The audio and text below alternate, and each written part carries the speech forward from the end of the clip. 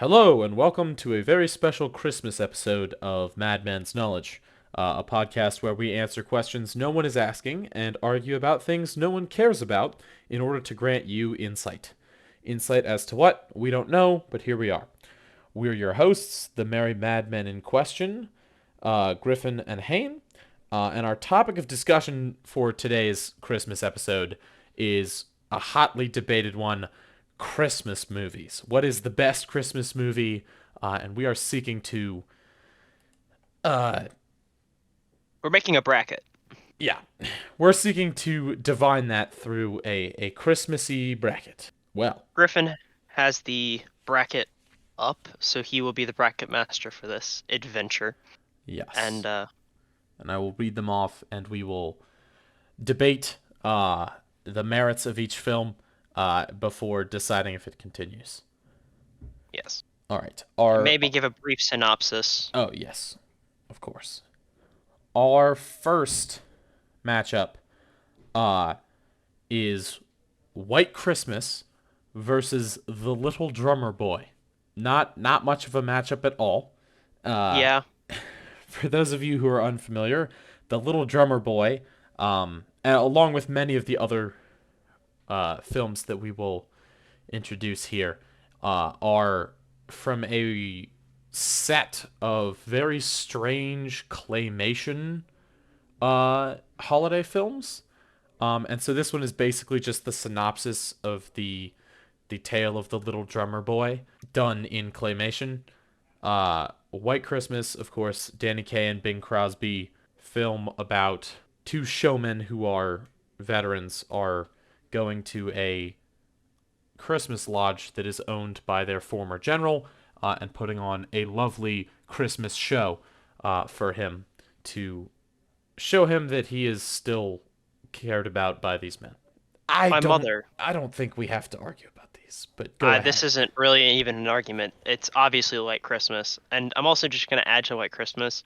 Um, like many Hallmark movies, there's a romantic element to this film, and the two main women in the movie, uh, they wear very interesting dresses throughout the film. So my mother refers to White Christmas as the dress movie.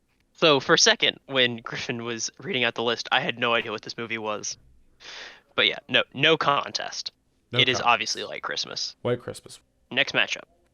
The next matchup, The Santa Claus versus Home Alone 2 Lost in New York. The Santa Claus is a movie about Tim Allen taking up the mantle of Santa Claus via some interesting legal uh, implications. Home Alone Did 2 Tim Lost in Allen New York. murder Santa? Uh, he may or may not murder Santa. Santa dies accidentally. Um, Perhaps at the hands of at best it is involuntary Santa slaughter.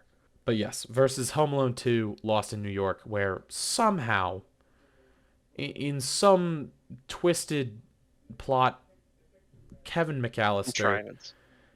yeah, a contrivance is exactly the correct term here. Kevin McAllister ends up lost in New York by himself, separated from his family. Much like the first film, where we will talk about later. But I have to say, it's really no contest for me. I think Home Alone is just a really fun Christmas film um, to watch, like as a kid and as an adult. Yes, it's a bit ridiculous to watch Kevin McAllister, the child version of Jigsaw, and watching Tim Allen become Santa Claus isn't really. It just never hit it for me. Like I didn't watch that movie very often as a kid. I don't have any fond memories of it. I feel inclined to point out here that this is Home Alone 2. I know. Home Alone 2 is still good. I still liked Home Alone 2. Not as much as the first, but I liked it more than Santa Claus. Really? All right. Yes. I will allow that through because the original Santa Claus is, while an excellent movie, is not my favorite from the series. So I will cede to Home Alone 2 because Home Alone 2 is pretty freaking good. Um, in another non matchup here in the preliminaries, we have the entirety of the Hallmark movie canon versus Elf. All right, so interestingly enough, we can synopsize all of the Hallmark movies at the same time by just saying there's a guy who hates Christmas and a blonde woman who girl, convinces him to not hate Christmas through yes, love. yes, And that's every single Hallmark Christmas movie that has been produced in the last 21 years. yeah. Versus Elf, where Will Ferrell, a human, lives with the elves in the North Pole, uh, but strikes out on his own to see if he can find his birth father, and hilarity ensues as he attempts to fit in with the ordinary human families, all while in elf costume, of course. Before we, debate this actual, like, give the final verdict on the fact that Elf wins because I think it's non-contest. I do have to ask, like, Will Ferrell has a very controversial uh, filmography. I think is how you pronounce that word.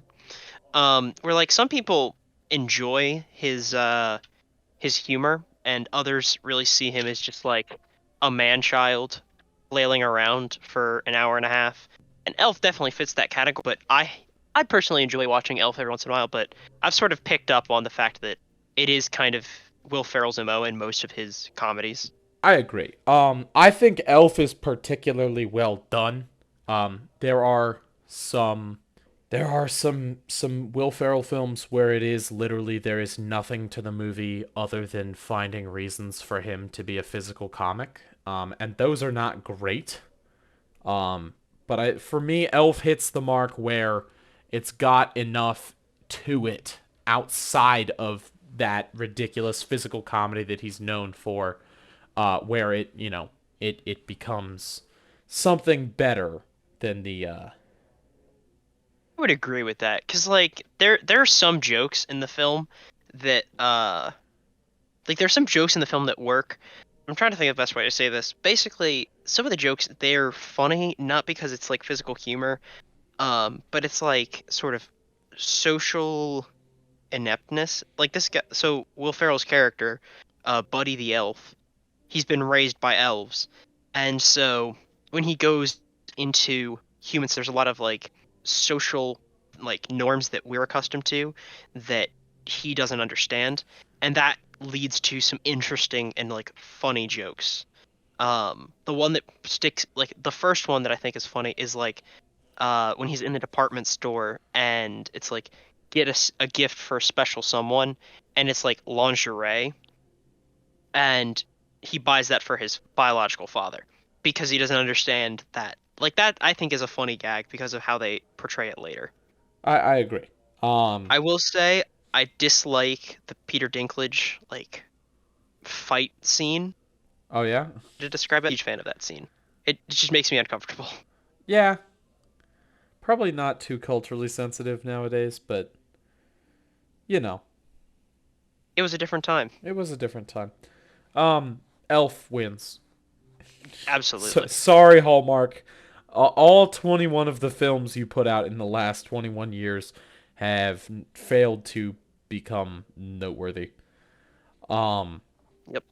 all right. The next head to head is the Santa Claus 3, subtitle The Escape Clause, versus The Polar Express. Or Tom Hanks, the movie. Basically, Polar Express animated version of the book, uh, with some deviation, I believe. Basically, just the story of a boy who gets on a train to the North Pole and goes to see Santa.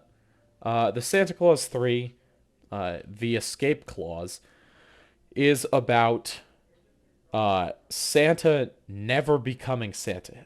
Jack Frost is trying to wish Santa out from being Santa so that Jack Frost can become Santa and punish all of the children accordingly. It sounds kind of like the plot of Shrek 4. Yes, it does. I think, if I'm not mistaken, the Santa Claus 3 came out before Shrek 4. I think you're correct. We can double check that. Give me 1 second. All right, so here's the thing. I don't really remember the Santa Claus 3 very well, but I have to ask, is that your favorite of the Santa Claus franchise? It is not, Ah, okay. which of course leaves the second one to be my favorite. Okay, so the Santa Claus 3 came out in 2006 and Shrek 4 came out 2009, I would guess. 2010. Ah, I was close. I vaguely remember that coming out. Anyway, yes, the Santa Claus 3 came out first. Uh, a fantastically done Christmas movie, in my mind. And the other thing is that Jack Frost is played by Martin Short.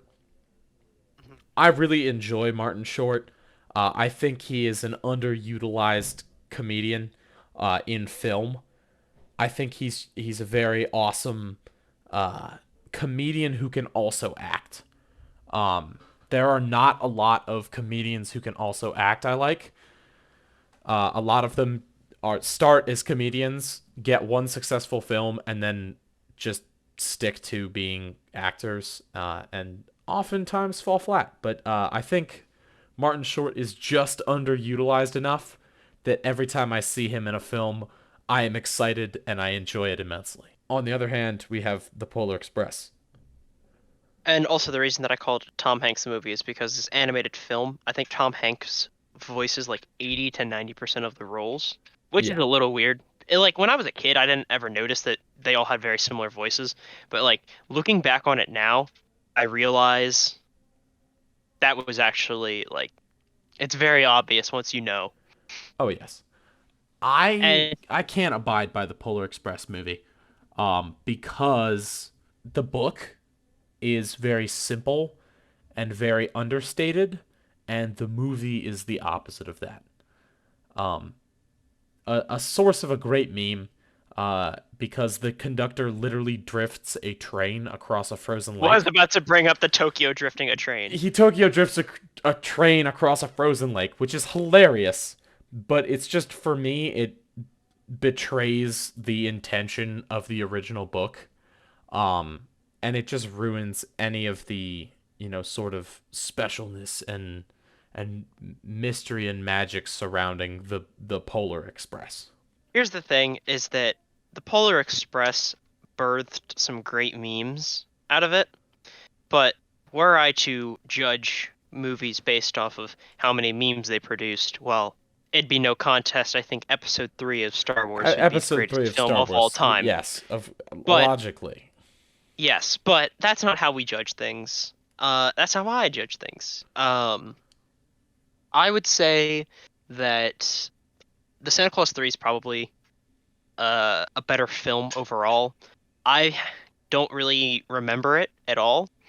Um, Not as a slight against the film, but I just didn't watch it very frequent. Like I didn't watch that movie every year or anything. Like I watched The Polar Express pretty frequently as a kid because my grandfather was a huge train dude. Ah, Um, but I will say The Polar Express has a lot of flaws to it that we don't really think about. So I would say it's probably going to lose out this match. I agree. I think it is worth mentioning briefly that the Polar Express also has a fantastic soundtrack, Hmm. which for me is the main redeeming factor of the film. Um, but overall, I'm still gonna, yeah, I'm gonna vote for Santa Claus 3, which we'll pass through here. Alrighty. Next film. The next film is the original. I think it's 1990. The 1990 something Christmas Carol, versus the Santa Claus 2.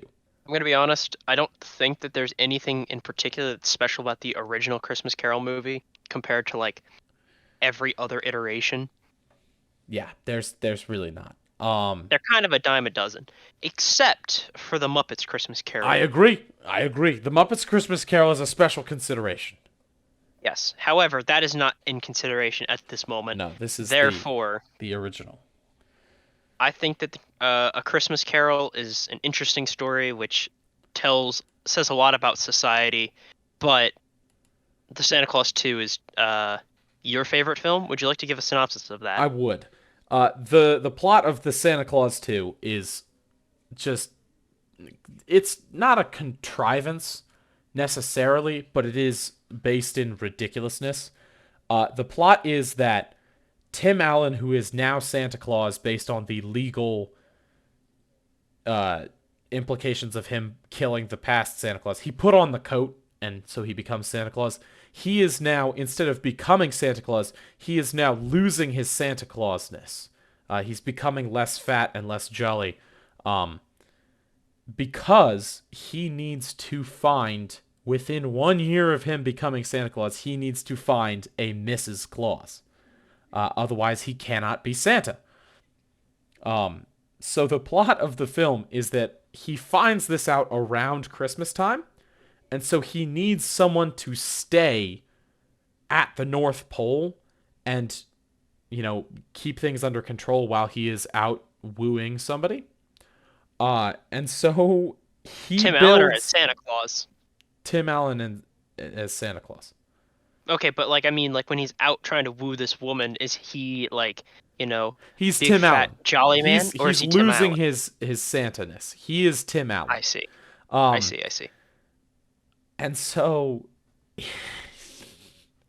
they build a mannequin, automaton, to control An operations at android, the North Pole. perhaps. Yes. Um, See, but it has Do they murder mannequin this android? skin, which is, I'll get to that.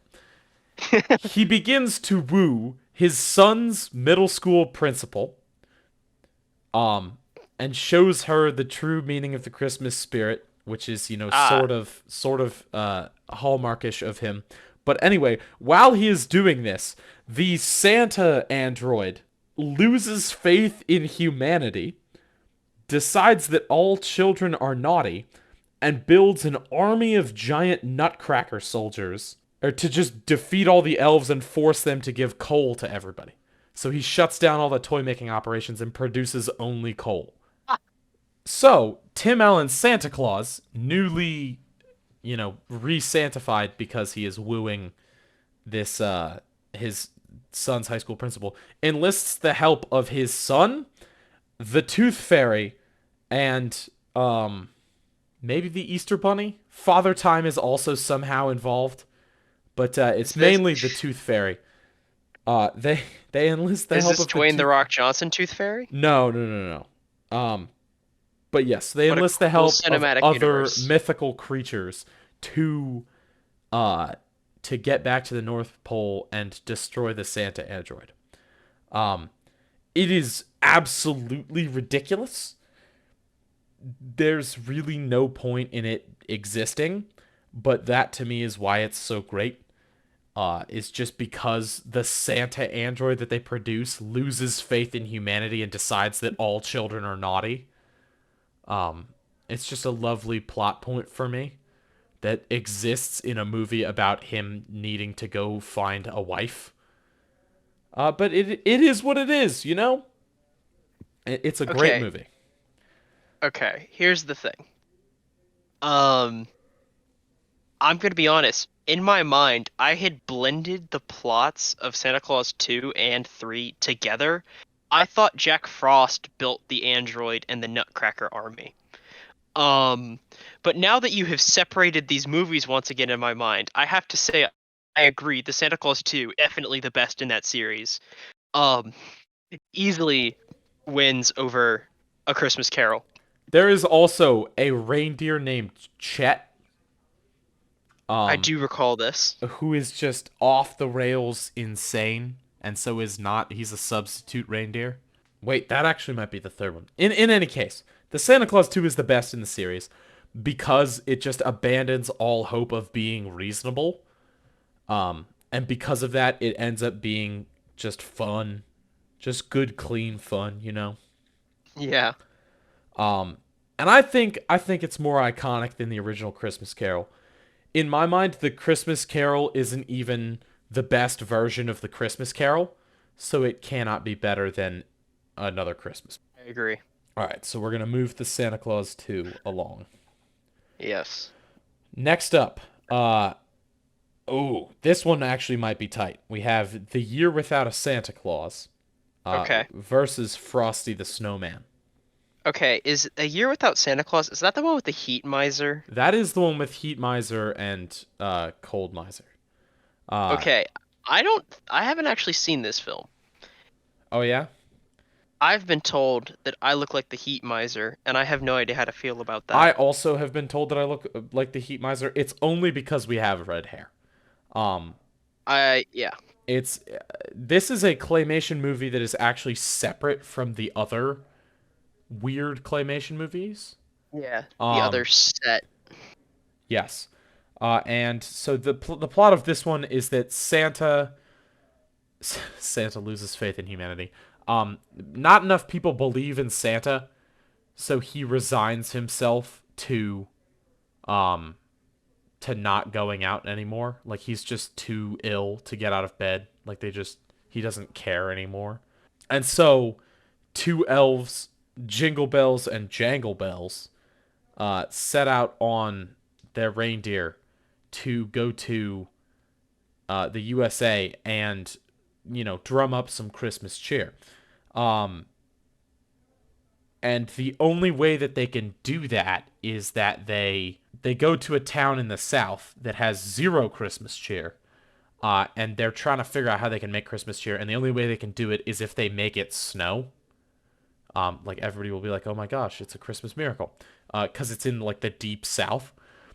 So they Yes. go negotiate with Heat Miser and Cold Miser, and so they have to agree to switch. So I don't remember the exact towns, but Heat Miser and Cold Miser switch towns for the day, so Cold Miser can make it snow in in the town in the south as long as Heat Miser can have it be warm in the town in the north.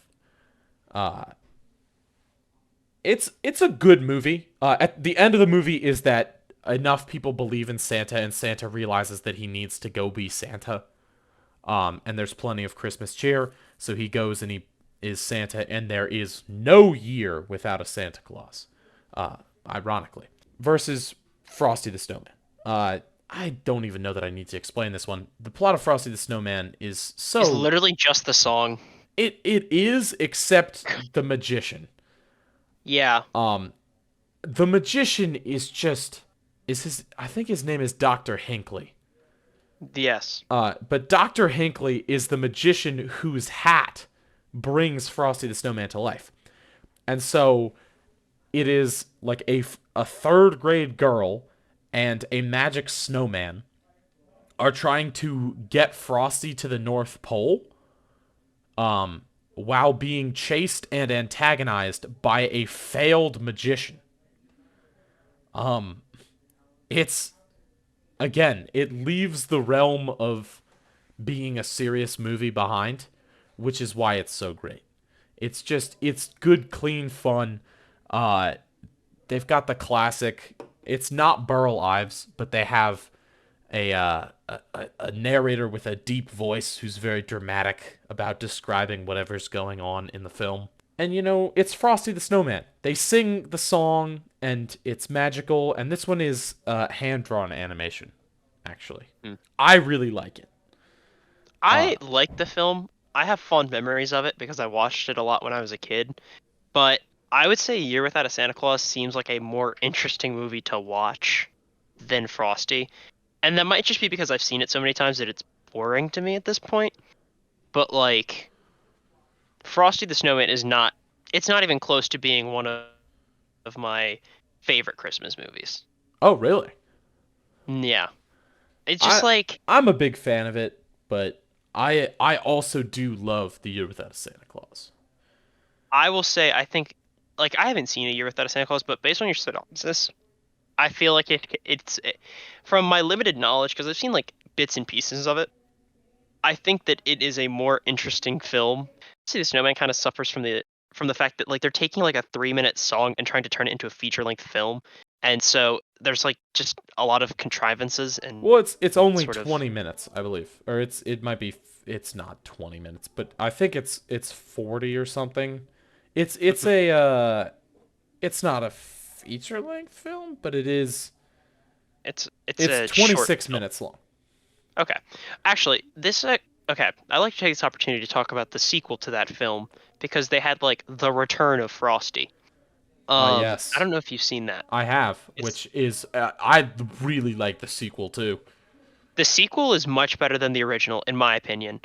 Um, but essentially, and I think we just grouped the two of them together here, if that's all right. Yeah, I mean combined, they're basically a full film. Yeah, but so the sequel to Frosty the Snowman is essentially Frosty comes back for the next Christmas, but he comes into this town where they're just tired of shoveling snow every day. So like the mayor, it's either the current mayor invents a thing or this like corporate dude. So this guy invents a like anti-snow spray that just erases snow from existence. And so the whole town is like super into this. And Frosty, a being made of snow, is obviously very against this. And so this new, it's a different third grader, I think, but a third grader And and she's Frost. actually a magician in this one. Yeah, The third grader is a magician. they have to go and convince the town that snow is good and that it's like part of the Christmas spirit and not to erase Frosty from existence with their snow spray. I It, think it's fun. It's unique. It's very similar to the last one where it's just like ridiculous plot that doesn't need to take itself seriously. But they're not bound by the shackles of trying to like turn a song into a short film. So I think that it can be a little bit better, I think it's a personally. little bit better too. And I think I really like both of them just for the nostalgia value of original Frosty and also the fact that it's just an interesting story for the second one. I think both of them are really good, and I think the two of them combined are better than The Year Without a Santa Claus. Uh, Year Without a Santa Claus certainly has some iconic moments. The Heat Miser and Cold Miser songs are very entertaining. Um, but overall, I think either Frosty for me would beat out Year Without a Santa Claus. But both of them combined definitely will. All right, that's fair. Okay, we got a So, a real interesting one up next here. Charlie Brown Christmas versus the live action Grinch with Jim Carrey in it. sorry, Charlie Brown, but Jim Carrey, Grinch wins without a question. I 100% agree. Having seen it, Charlie Brown Christmas is absolutely a classic. The problem that I have with a Charlie Brown Christmas is that nothing happens. Charlie Brown Christmas is just like a Depressing. nothing It's film. depressing. A Charlie Brown Yes. Christmas is a depressing film. Like Yep. it's just like a bunch of bad things happen. For me it's like a worse version of How the Grinch Stole Christmas because there's no like plot. Like it's just like bad things keep happening to Charlie Brown, but Christmas still happens, and it's just boring to me. It is a classic, absolutely. It gets aired on TV every single year, and I usually probably I watch it every year, but also I, Christmas Time Is Here is most of the reason that I watch it every year. Just because the jazz version of oh Christmas Tree and Christmas Time Is Here, the music in it is a big pull for me. but I'm also gonna say that I'm Charlie Brown Christmas sort of like you said, it's a depressing film where nothing happens and Charlie Brown just kind of gets destroyed by life. And that's sort of just like the character of Charlie Brown, unfortunately. Uh, like that's just sort of what every Charlie Brown film is. But the other thing is that like I have nostalgia for it because that's you'd have the Christmas party in your elementary school. Teacher would roll out the cart and you'd watch the movie. Like that was cool. But Jim Carrey's like I would not sit down and watch Charlie Brown Christmas unless it was like in that sort of situation. I would sit down and watch Jim Carrey's The Grinch any time of the year. Oh, I agree. It's the chaos, and It's I wouldn't say it's better than the original Grinch. but it's I certainly would. something. And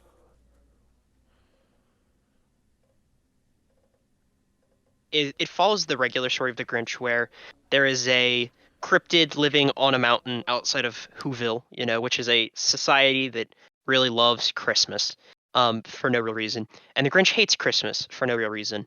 And so he No, goes no, and no, no, tries no. to This time the Grinch Okay. has a reason to hate Christmas. Well, hold on. I'm getting to that. I'm getting to that. Okay. So anyway, the regular Grinch, like the book by Dr. Seuss, the Who's they love Christmas for no reason. The Grinch hates Christmas for no reason, and the Grinch decides that he wants to stop Christmas from happening. So he dresses up like Santa Claus and he goes through the town and steals all of their Christmas stuff the night of Christmas, and then tries to destroy it all before having a change of heart and putting it all back and then celebrating Christmas with them. In the Jim Carrey version, they flesh out both the characters of the Who's and the character of the Grinch. Um, there, this movie has a lot of adult jokes that go over your head as a kid, and I really like. I only got them recently when I was watching it with Griffin for the first time, for his first time, last year. Um, and just like the overall chaos and energy that Jim Carrey brings to it is much appreciated. But anyway, basically in this film, the Grinch gets bullied around Christmas time. So when he was a kid, so he goes and recluses himself up in the mountains, and that's why he hates Christmas because it reminds him of that bad time in his life. Anything else that we need to add to the synopsis? His parents are lesbian Who's who are also swingers, and just pray for a kid to show up, and the Grinch shows up. Yep, Just a very strange detail to be added, but it's compelling. it is. All right, Um, let's move on though, because live yeah, action Grinch clearly will. Okay. Our next matchup: A Muppet Christmas Carol versus The Nightmare Before Christmas. Muppet Christmas Carol. Yes, I mean it handily wins. I would like to say, just for my part, we put Nightmare Before Christmas on this list because Christmas is in the title. The Nightmare Before Christmas is a Halloween movie. I agree. Um, I would never watch it around Christmas. I watch it around Halloween sometimes because other people are watching it. But The Muppet Christmas Carol is just, it's so good. It takes Yes. an original, fantastic story, and it puts the Muppet chaos into it. And it does both very effectively. It tells the original story very effectively with all of its morals, but it also is just hilarious. Yes.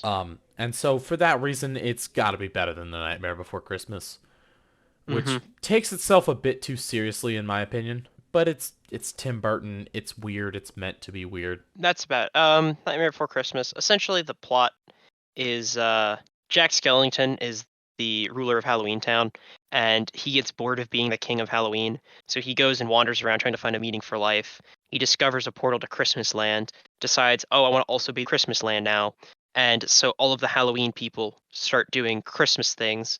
Um, and then they're like, wait a minute, this is all wrong. We're Halloween people, and so they have to like fix Christmas from the boogeyman and save Santa Claus. It's a weird movie. It's very bizarre. I'm not a huge fan. But shall Anyway, we move on? yes, next match. Our next matchup is A Christmas Story versus The Holiday. Ah, I have to give it to A Christmas Story because I think it's a classic, much more than The Holiday. But let's go into this real quick. So, A Christmas Story is a story about a kid who is experiencing Christmas. I think he lives in like what state does he live in? He lives in like rural America I think or it's like like suburban America. Illinois or something.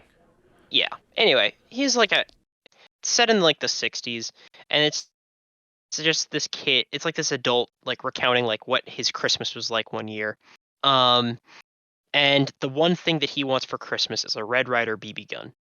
And his parents say no because they'll shoot his eye out is what they say. And so they go through the film and it's just like him trying to trick and convince his parents into getting it for him. And when they say no, he goes through different avenues. So like he talks to his teacher about it, and she says, "You'll shoot your eye out." And he goes to the mall Santa and says, "You'll shoot your eye out." And all of these things happen, and so he's very distraught. But throughout the film, there's a lot of subplots and just sort of him living his life around Christmas in Illinois. And the end, there's not really a moral to the story, really. It's just sort of like a slice of life film. But it's one of those films that like I've watched for a very long time, and it's just kind of a classic for me. And it's down to earth. Like I wouldn't say it takes itself seriously, but it's not like anything ridiculous or anything profound. I do not like A Christmas Story. Interesting. I, in fact, hate it. Hate it. It's a dumb movie. That's I respect. I didn't watch it. I think a lot of what gets people is the nostalgia of it. I Yes. didn't watch A Christmas Story until I was probably in 7th grade. Mm-hmm. And I was confused. The leg lamp and the fragile thing, sure, those are funny. They're iconic. But the movie itself is just not. It has no business being the way it is. It has no Fun business. fact about it. It just has no business being a classic. So, would you like to know the reason why it is a classic? Because this is an interesting history story. The Christmas Story originally bombed as a movie, and nobody liked it because it is a stupid film. But the reason that it got nostalgic for a lot of people is the same reason why in the film you'll notice that like the Wizard of Oz is featured in like a Christmas Day parade. I don't know if you've seen that in any of the other old Christmas movies, but that's like a thing that used to be real. But essentially, the way that they both got popular as Christmas movies is the same, in that like Turner Classic Movies or like some other channel network, they bought the rights to the movie and they would just play it every day during Christmas season, because it was cheap and it was easy. But so essentially, they bought the rights and they'd play this movie all the time, and so people would just end up watching The Wizard of Oz or A Christmas Story every year, usually multiple times. And so that would give them like a nostalgic feeling, and they associated that with Christmas after that point. So pretty much the only reason that A Christmas Story is considered a classic is because we were forced to watch it. And then everybody was just like, "Oh wow, I remember this film. It was such a classic when I was a kid." And it's just kind of kept in like perpetual classic status because of that. Makes sense. Yeah. I like it. I lost you I've after I fallen like into the it. trap of nostalgia, I guess. I guess I've just fallen into the trap of nostalgia. Yeah. My vote here is gonna be for The Holiday. So we should briefly explain what that is. You go The ahead and explain Holiday this one. is a movie that both me and Hayne have just recently watched for the first time. The plot of the movie is that two women, one in LA and one in Cotswolds Village, a nowhere hamlet town outside of London, they both have gotten out of big relationships, and they're like, God, I need to get the hell away from my life. And so they decide, very quickly in fact, to switch houses and do home exchange. So they switch houses, cars, basically they just switch lives. So they fly, you know, to each other's location and switch houses. While there, one of them is able to the girl from California meets the girl from London's brother, who is Yes. Jude Law. And of course they fall into a very hot and heavy relationship immediately. Um which gradually gets more like actually emotionally involved. And it's eventually revealed that Jude Law actually has two daughters. Um, and so it's like, whoa, that's a big commitment. I don't know if the girl who's in living in your sister's house for 2 weeks is willing to commit to that. Also, she's a very not shallow, but she's a shallow Hollywood exec. She is the head of a trailer company, and one of the details that I like about the film is that like throughout the film, her internal monologue is manifested as like the trailer dude voice going like narrating what's about to happen in sort of like a will she or won't she find out this week. And but yeah, Yes, it's so very it's an entertaining. interesting, yeah, but it's an interesting sort of uh dilemma that she faces of like this is not what I was, because she just got divorced essentially, and is now immediately finding love again, so it's very interesting. But Um, continue on. but so the British woman who is in L.A., Los Angeles, uh, makes friends with a 90-year-old film writer who is very famous, and they become friends, and she slowly encourages him to sort of come out of his shell and be more public. And they're trying to. There's a writers guild that's trying to get an event together with him as sort of like, oh my gosh, look at all his work. Come talk to this guy. But anyway, he disagrees. The British woman is trying to convince him. In the meantime, the British woman meets Jack Black in a role as a serious romantic lead in a romantic comedy, which is one of the funniest things I've ever seen. Is anybody trying to make Jack Black a serious actor? It's hilarious watching him not be funny, and just try to like to see the writers try to portray him as an intriguing and romantically interesting man. Hilarious. But anyway, the basic plot is that the British woman's got her slow burn going on with Jack Black's character, and the American woman is over having a hot and heavy relationship with the British woman's brother. The end of the film is that eventually they decide, like, oh, these two couples are going to get together and they all live in London now. Like, that's the end of the movie. Obviously, it's difficult to synopsize very efficiently, but that's basically all you need to know. I would Well, because highly the recommend watching it. it's pretty good. I would say it's hard to synopsize because there's basically two movies going on simultaneously, with only like kind of an overlap between the two stories. It's basically a two for one movie. Yeah. Yeah. Anyway, Um, but I like it. It's complicated, but it's funny, and it's like I think it's so much more deserving of classic status than A Christmas Story. I think A Christmas Story is I'll only respect a that. classic because of commercialism. That's also true. So I hate it because of that. Mostly because it's a bad movie, but also because of the way that it got to It be what became it is. famous. I can respect that. Personally, I like the Christmas Story a lot, but I will cede the holiday winning. Excellent. All right. Holiday moves on. The last in the preliminary round. Uh Santa Claus is coming to town versus Die Hard.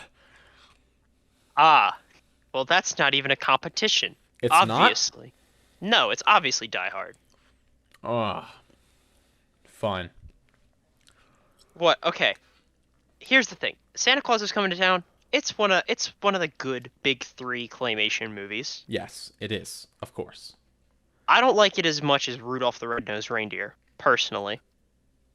Okay. I Um, do, and I'll get into that later. but but here's the thing is that I enjoy Die Hard more. That there's really not much more to that. Die Hard is okay. Are we gonna debate the Die Hard as a Christmas movie right now? Or are we gonna No, do that it later? happens during Christmas. The main plot is driven by the fact that it's Christmas. The movie would not exist if it wasn't Christmas, so it is a Christmas movie. Yep, that's pretty much my argument. All right, so now that we've got that out of the way, Die Hard, definitely a better movie. Santa Claus is Coming to Town has the nostalgia power for me. I'm not going to explain the plot of Die Hard. Go watch Die Hard. I'll watch the sequels though. The sequels aren't worth it. Don't watch the sequels. An excellent, excellent point, Hayne. Santa Claus is coming to town. The plot is how Kris Kringle became Santa Claus. There's a town of toy haters. The mayor of the town, Burgermeister Meisterburger, uh, keeps injuring himself on toys, and so he hates them. And Kris Kringle begins sneaking into the town, and it's basically the origin story of how all these conventions got started. So they would smuggle toys into the town by putting socks by the fireplace, and then Chris would sneak. He was very graceful, and he would sneak down the chimneys and put it in the stockings. So that's like the explanation for why stockings is a thing. It's not real. That's not the actual, like, that's misrepresenting the actual origins of those stories. But it's fun. It's a really good claymation one. I would have a hard time choosing the best claymation one. But I really like this one specifically because at this point in my life, I resemble the young Kris Kringle.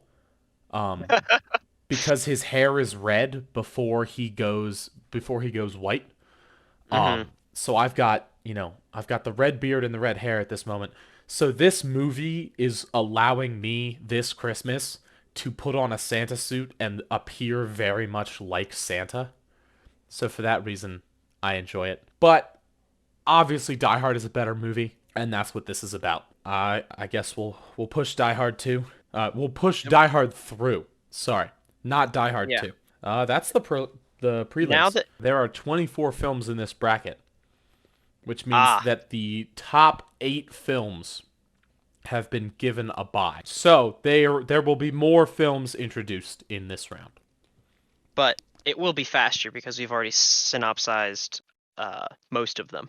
All right, back to the top of the order. It's a Wonderful Life versus White Christmas. White Christmas. I agree. It's a Wonderful Life again has the star power going for it. It is, very nostalgic. I think we're losing it this generation. I think I that would agree. by the time that we have children, nobody will be watching it anymore because it's just there are better movies. White Christmas was made around the same time and to me is just a better movie. White Christmas, push it through. All right, Home Alone 2 Lost in New York versus Elf.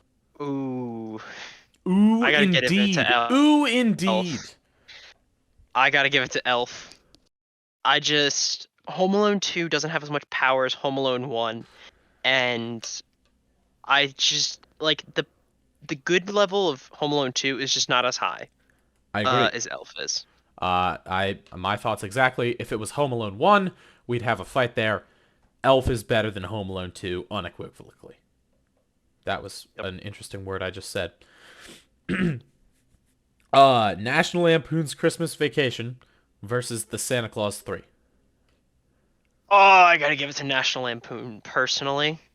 I'm a huge fan. Do you want to Uh, give a brief synopsis I'll of give a brief synopsis. Okay, so National Lampoon's Christmas Vacation is a continuation in the series of vacation films. Essentially, Clark Griswold wants to have the perfect Christmas experience with his family. So he invites all of his family to his house and tries to do his best to make it all work out. So he's, trying to put up all these Christmas lights, great tree, um, have gifts for everybody, and like put in a pool. The thing is that everything goes wrong, but not in a depressing way like Charlie Brown. Everything goes wrong in a funny way. And essentially, throughout the film, as things are going wrong and progressively getting worse for Clark Griswold, he's also becoming more and more unhinged and just starting to do crazy things. For example, there's one scene where his Christmas tree gets set on fire and burns down. So, in response to this, he decides that he's going to take out a chainsaw and just cut down one of the trees in his yard and stick that up. Many other things happen in the film. I'm not going to go through all of them because part of the fun of the film is the absurdity and the surprise of this man to do when he's completely unhinged. But it is an absolutely fantastic film that is funny on rewatches. an excellent summary? I am going to agree with you. The Santa Claus 3, fantastic. Love Martin Short. But National Lampoon's Christmas Vacation is just more significant to me. The Santa Claus 3 is the third in the series, and it holds up as the third in the series. It maintains the quality of the original film, which is great, but National Lampoon's is just it's far and away. It's just a hilarious film, and it's something different. Which is why I like it, is because it's literally just a slapstick Christmas movie, which is great. It's great because a lot of Christmas movies, you have like it's all about family and like coming together and having a good time.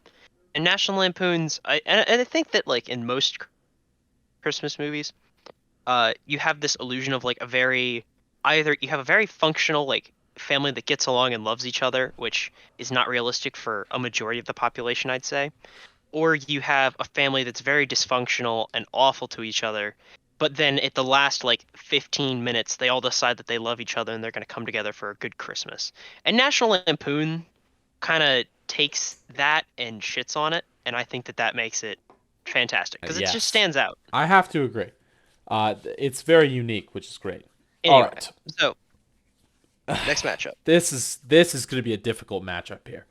We have the Santa Claus 2 versus the hand-drawn Grinch, the original Hmm. hand-drawn 20-minute book adaptation. Everybody knows the Grinch. We're not summarizing the plot. This is a knockout, dragged out match here.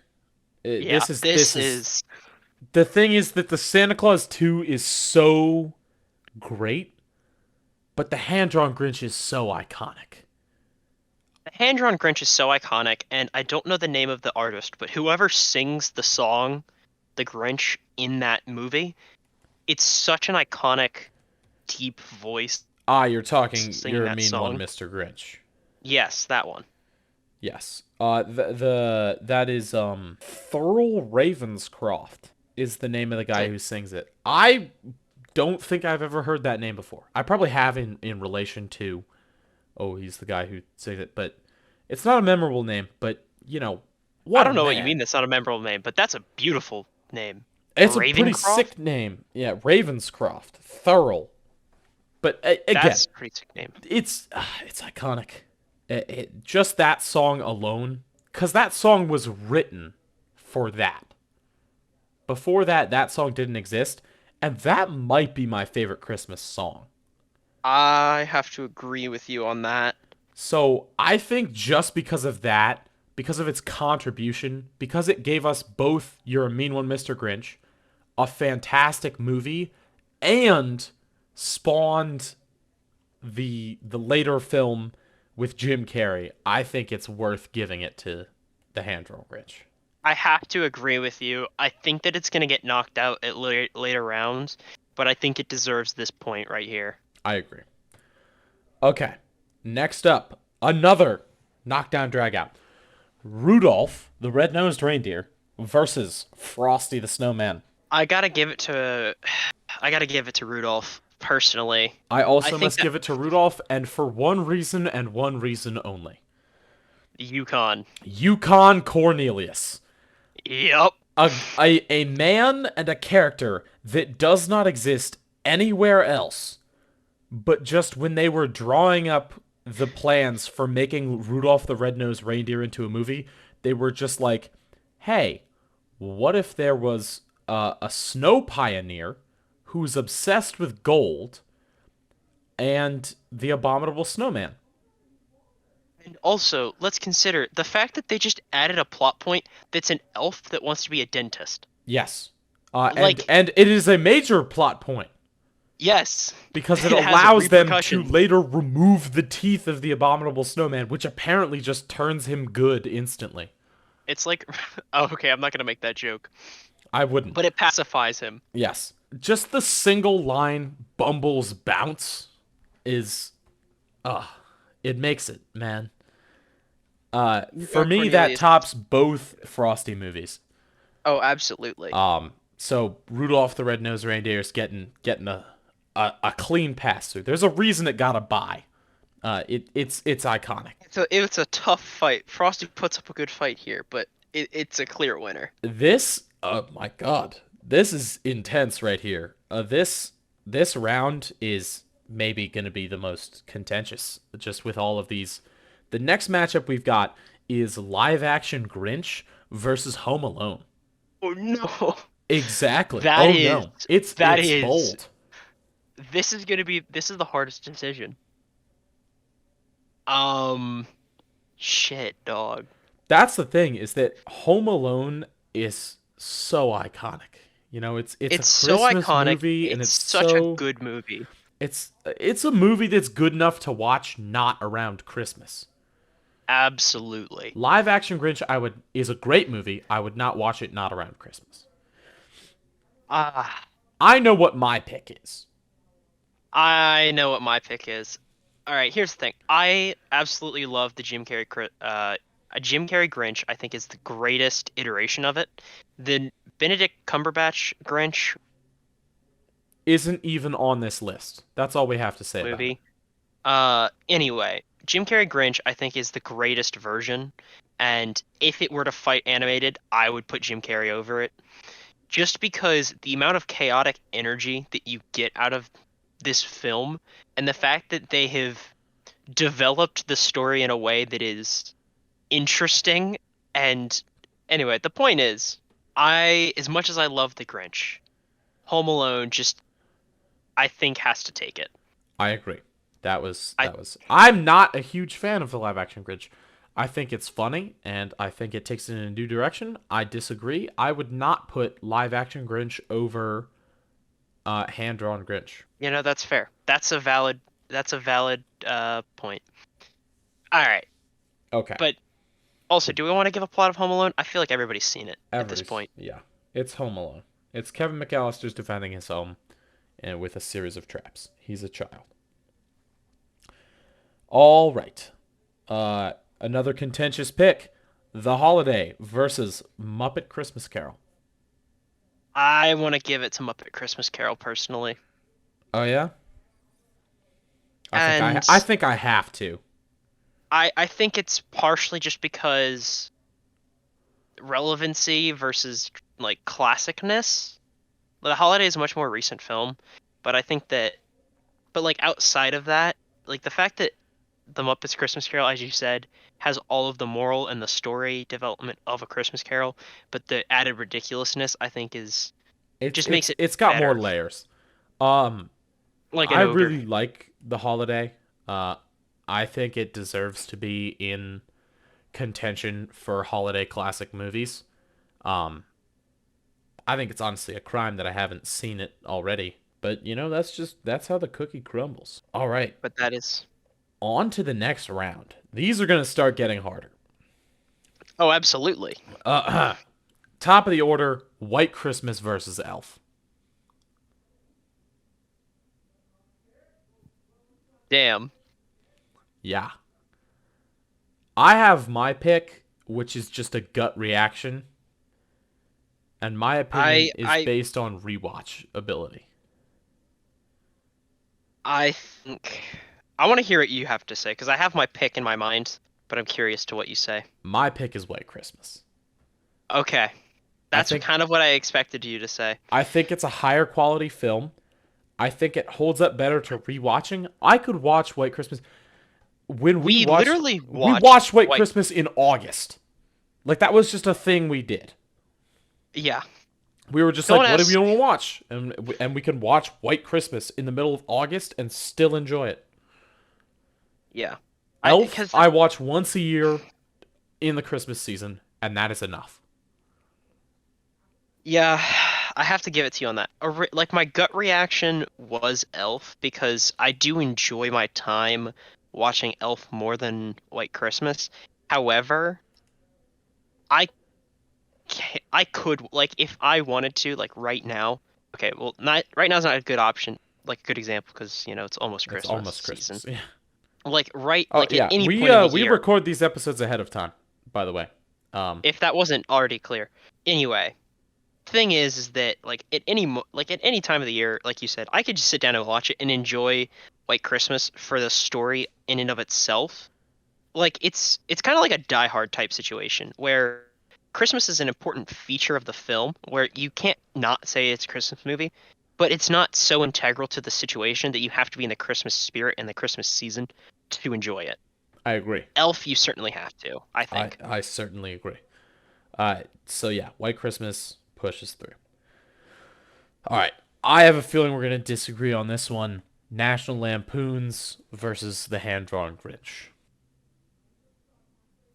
I think I'm gonna have to cede. I think that Hand-Drawn Grinch is gonna have to win It's a this one. cultural phenomenon, which It is is.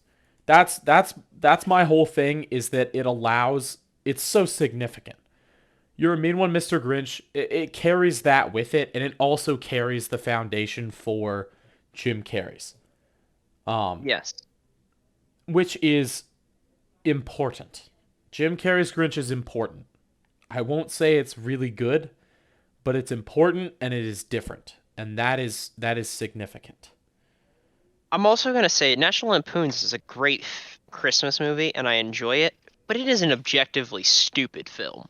And if you don't enjoy that type of humor, like you're not gonna enjoy the film. Yes, So you everyone can enjoy the can enjoy. hand-drawn Grinch. Yes, like it's just artistically significant, I think. All right, we have agreed. On to the next. Rudolph the Red-Nosed Reindeer versus Home Alone. I gotta give it to Home Alone here.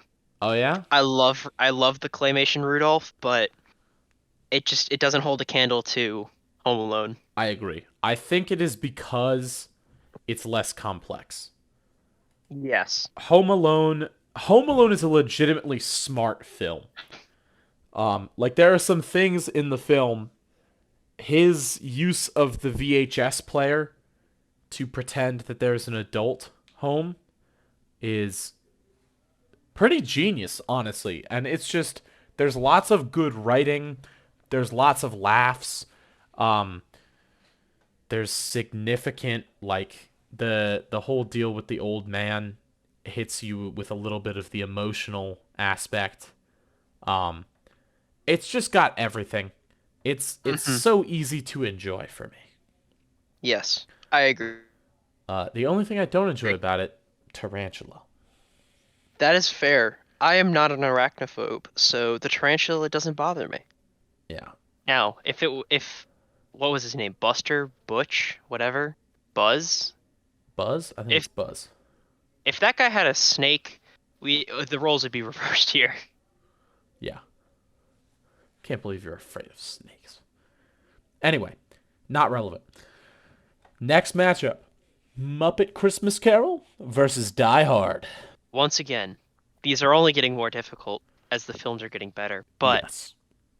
my gut reaction is going to Muppet Christmas Carol Oh yeah. because I love Die Hard. I think it's a great film, but it's an action movie, and an action movie is a movie you have to be in the mood for, in Well, my yeah, opinion. but my argument there is the same as White Christmas. I can Yeah, watch Die Hard any day of the year. I can watch Muppet Christmas Carol once a year, and it's around Christmas. that's fair. So it's definitely in Actually, rewatchability. I think Muppet Christmas Carol is a very high quality Christmas movie, and so frequently, if it is the Christmas season and I'm looking for a movie to pick, Muppet Christmas Carol comes high on my list. I think Die Hard comes. It is like similar on that list. I think those would rank similarly on. It's Christmas. I want to watch a movie. What am I gonna watch? But Die Hard can also be watched and enjoyed other times of the year. yeah. Well, also, I would say that Die Hard is also, much like Home Alone, is a very smart film, and I enjoy like seeing how um what's his name in the John film? McClane. Yeah, John McClane, like how he gets through the film and like sort of how they keep things consistent and like call back to specific instances in the film. I think it's really well done in that regard.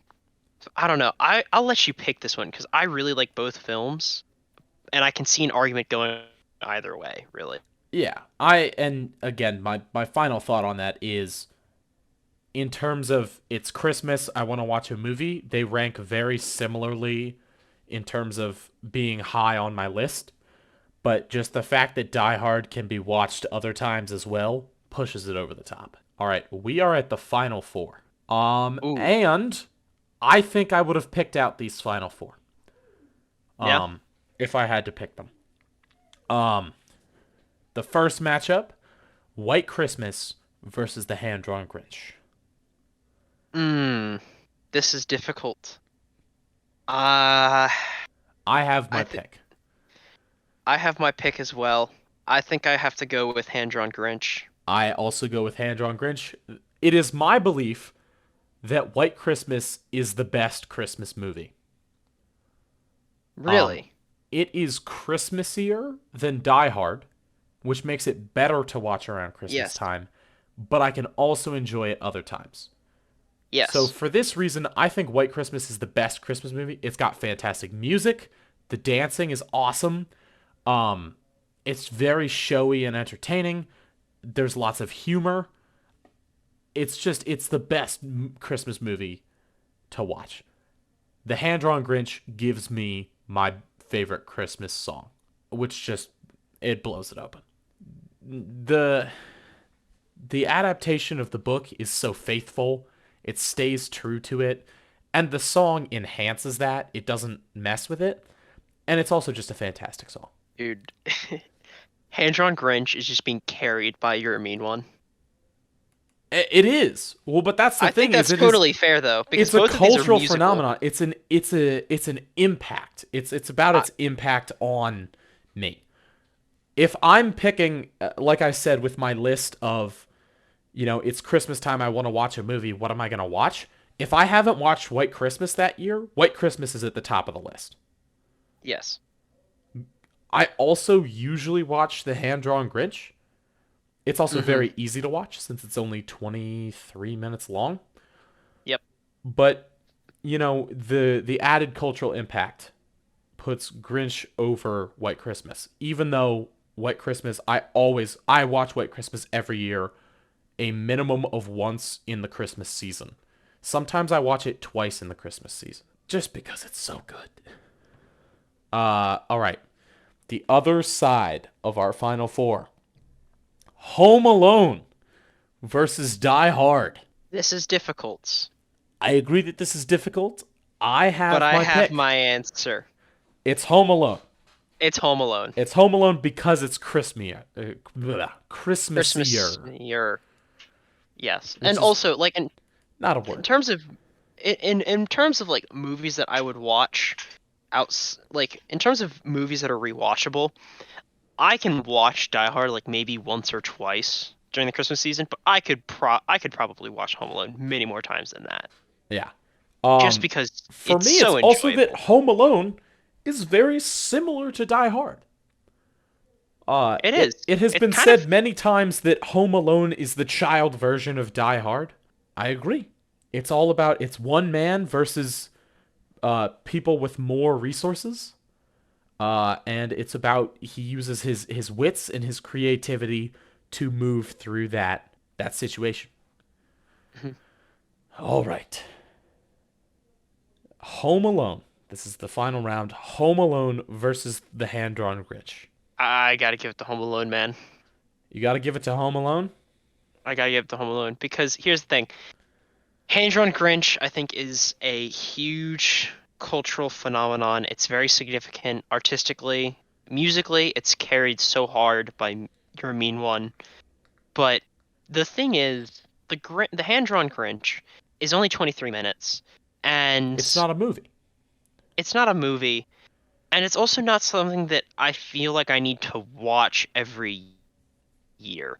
Like, Hmm. it's a piece of art that like I will watch it when I want to appreciate it, but it's not a film that I'm going to sit down to watch because I haven't yet. Like Home Alone is a film that I feel like I need to watch every so Yes. often. I will say I think we need to disagree here because White Christmas is out. Yeah. And that is why I think we will disagree. For me, these top three come down as The Hand Drawn Grinch is number one, followed by White Christmas, followed by Home Alone. Those are my top three. For me, if it was White Christmas versus Home Alone, White Christmas would win. Because The Hand Drawn Grinch is above White Christmas for me in terms of impact, that's why that's the way it is. And I don't think, for that reason, I don't think that I can go on the record as saying that Home Alone is the best Christmas movie. That's understandable.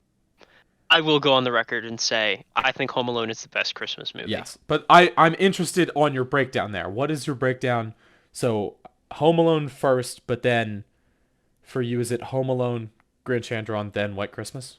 Yeah, I no, actually, I mean like in terms of best Christmas movies, I would put Grinch at number 3 because the thing is that White Christmas is a more enjoyable film. Like, and it's an actual film. I just the main thing that I'm basing this off of is when my family says we're doing a family movie night, and my mother says we're gonna watch this movie.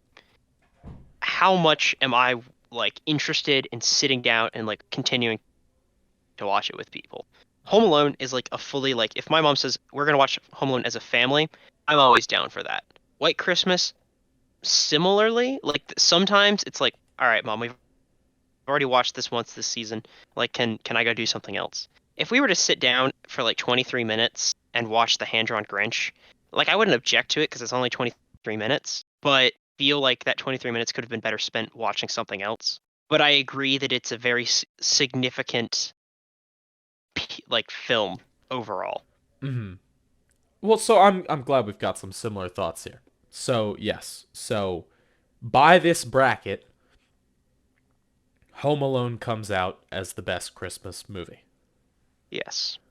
And if we wanted to do this in another form, the placements would be probably very different, but I think that as it stands, I think the way that it would shake out is that Home Alone would still be probably the best Christmas movie in my opinion. Like if we did this as a tier list like we did with the fruit video, that would be I think that Uh-huh. Home Alone would still be Well, number I think one. what we've done here is this bracket has allowed us to narrow down the S tier.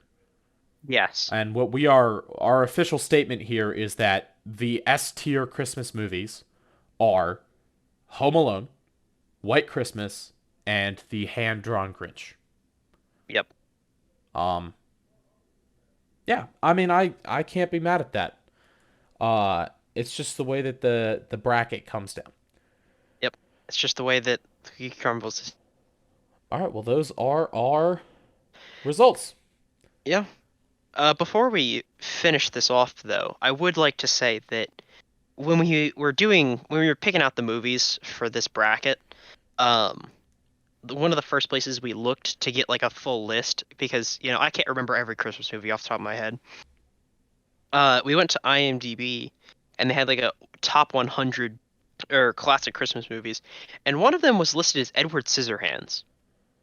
Now, neither of us have seen Edward Scissorhands, but that did not strike me as a Christmas movie from what I understand of it, I which is think very that little. probably comes in under the Die Hard category, where it is Okay. influenced by Christmas, but I don't know.